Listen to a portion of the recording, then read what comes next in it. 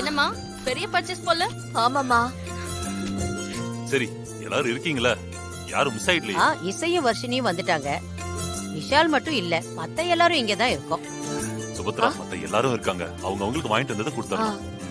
அண்ணி, புடவெடுக்க தான் போயிருந்தீங்கன்னா என்னையும் கூட்டிட்டு போயிருக்கலாம்ல. நானும் வந்திருப்பேன்ல. பாத்தியா? எல்லாரையும் கூட்டிட்டு போகணும்னு ஆசைதான் சிந்தாமணி.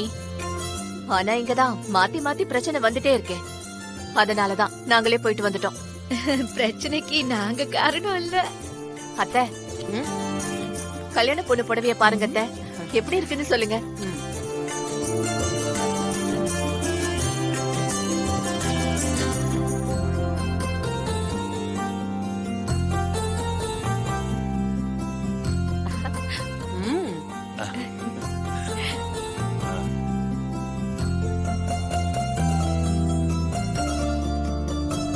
சூப்பர் சுபத்ரா, உன்னோட செலக்ஷன் என்னைக்காவது மிஸ் ஆகுமா?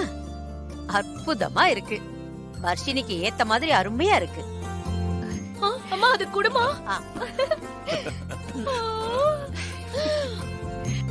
ஐயோ, புடவை என்ன காத்து மாதிரி இருக்கு. இதோட விலை ஒரு 30,000 ரூபாய் இருக்குமா? இது என் மருமகளுக்கு நான் வாங்கின புடவை.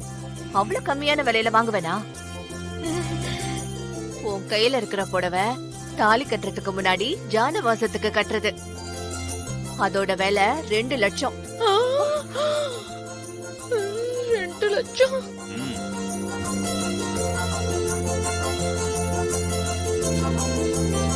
இது முகூர்த்த புடவை. இதோட விலை 4 லட்சம்.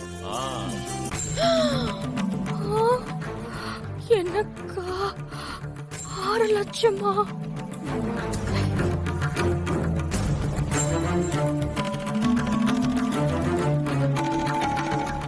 அத்தை, 2 புடவையும் சேர்த்து மொத்தம் 6 லட்சமா? அத்தை, பீரோல தூங்க போற புடவை இவ்ளோ செலவு பண்ணணுமா அத்தை? என் மனசுக்கு பிடிச்சமான மருமகளுக்கு இத கூட செய்யலன்னா எப்படி ஸ்ரீஜா? வர்ஷினி, முகூர்த்த புடவைய வாங்கி பாருமா. வாங்கிக்கோ. பாத்துட்டு எப்படி இருக்குன்னு சொல்லு.